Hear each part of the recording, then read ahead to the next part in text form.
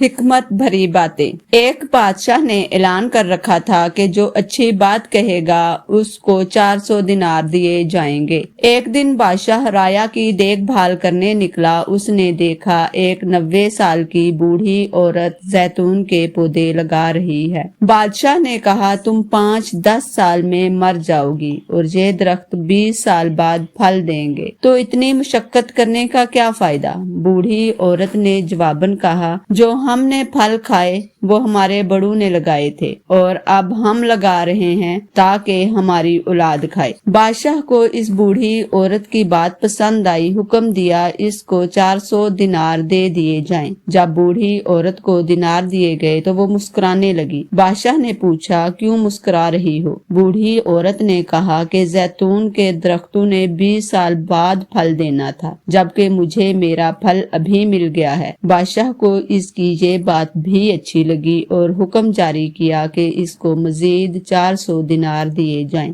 जब उस औरत को मजीद 400 दिनार दिए गए तो वो फिर मुस्कुराने लगी। बादशाह ने पूछा, अब क्यों मुस्कुराई। बूढ़ी औरत ने कहा, जैतून का दरख्त पूरे साल में सिर्फ एक बार फल देता है, जबकि मेरे दरख्त ने 2 बार फल दे दिए हैं।